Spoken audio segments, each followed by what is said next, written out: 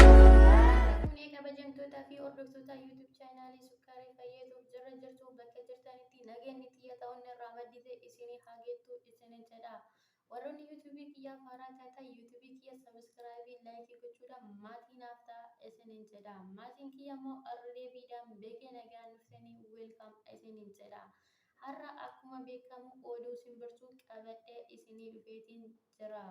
Innis maal inni xaqlaay ministeer Dr. Abiy Ahmed Ali akkas jechuun miidiyaa bilchiginnaatti himateetiin jira. Innis maalidha abjuudhaan abjuu nabadaa hirriba rafuu dadhabee halkan akkattiin buluu dhabeetiin jira jechuun miidiyaa bilchiginnaatti himateetiin jira. Innis maali yoo jettan akka itti aanu kanatti itti dhiyaadhaa isiniin jenneeti jirra. Innis maalidha jaalmarroon abjuudhaan dhufee rasaasaan na reebuu fi na doorsisuudhaan abjuu na dhoowwee hirriba na dhoowwee abjuu natti baay'ateetiin jira jechuun miidiyaa bilchiginnaatti himateetiin jira. Akkasuma miidiyaan bilchiginnaa yookaan qoldaanni bilchiginnaatis akkana jechuun deebisaniiti jiru.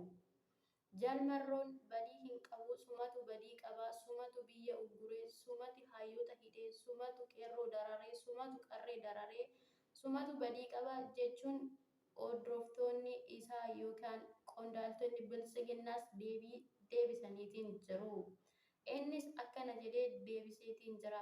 Badii hin qabu biyyattii gurguree gara biyya biraatti baqadhaa gara Eertiraattii fi gara Gojjam Gondoritti baqachuufan biyyattii ugguraa jira jechuun dubbateetiin jira.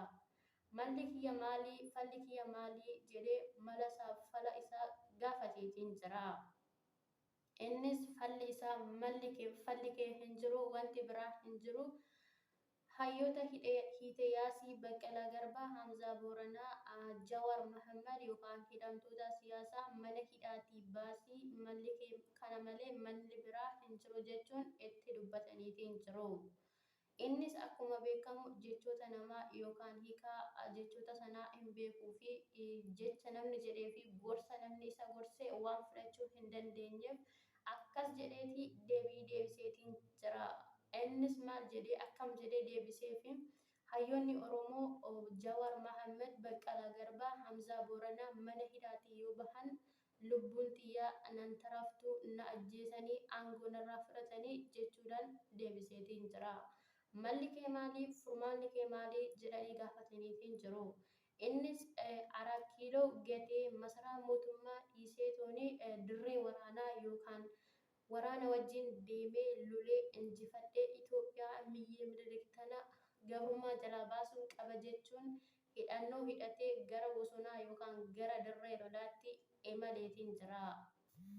Sana booda Shimallis Abdiisaatis ani obbo Abiy Ahmed Ali aangoo gadhiiseetii baqateetiin jira gara Eertiraa gara Sumaalee gara dirree lolaa deemeetiin jira. Ani quba aangoo kana maal gochuun danda'a jedheeti miidiyaa bilchiginnaatti himateetiin jira.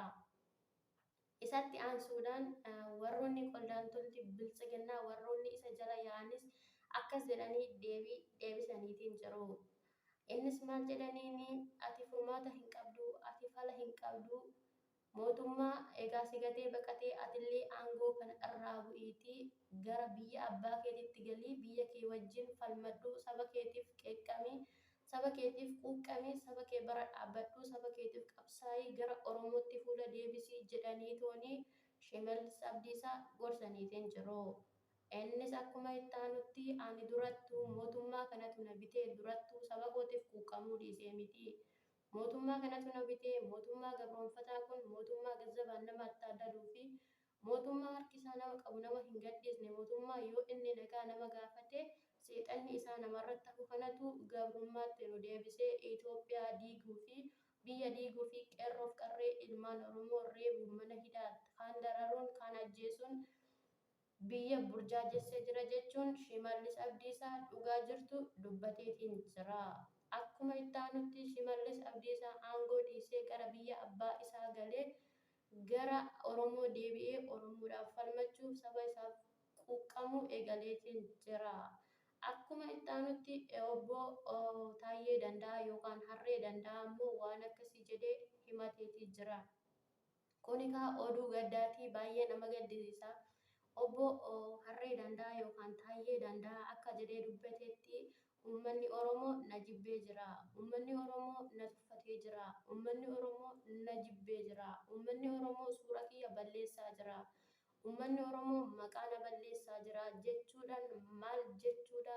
Sabni koo maaf na jibbee? Falli koo maaliif? Furmaanni koo maali? Jechuudhaan kalee galgala sa'aatii 2 irratti fannoo ofitti godhee lubbuu ofii dabarseetii jira jechuudha. Miidiyaan Bilisiginnaa gabaaseetiin jira. Obbo Taayyee Danda'a yookaan obbo Harree Danda'a lubbuun tiyya na marartu, Oromoon na jibbee, sabni koo na jibbee maal jechuudha kalee galgala lubbuu ofii dabarseetii jira. Akkuma itti aanutti oduun gaddaas gammachuus baay'eetu isa kana keessa jira jechuudhaan miidiyaan Bilisiginnaa gabaaseetiin jira. Warroonni YouTube chaanaalii kiyyaaf haaraa taatan YouTube sabiskiraayibii laayikii gochuudhaan maatii naaf ta'a. Maatiin kiyya galatoomaa isiniin jenna. Oduun irraa baay'ee nama gaddisiisallee baay'ee nama gammachiisallee. Innis maalidha? Obbo Taayyee Danda'a yookaan Harree Danda'a addunyaa tana irraa boqachuu isaati. Itti aansuudhaan immoo Shimallis Abdiisaa gara Oromootti deebi'ee saba isaatiif falmachuu isaati. Itti aansuudhaan immoo Abiy Ahmad masaraa mootummaatii bahee 4 kiiloo gadhiisee gara dirree lolaa deemuu isaati. Kanaafiyyuu oduuwwan kun kan nama gammachiisanis kan nama gaddisiisanis keessa jira jechuun isinii qindeesseetiin jira. Kanaafiyyuu miidiyaa isinirraa dhaggeeffachaa jirtan miidiyaa dhugaaf haqa saba uummata Oromoo ta'eetidha. Waan nu dhaggeeffattaniif galatoomaa, galanni keessan bilisummaa haa ta'u.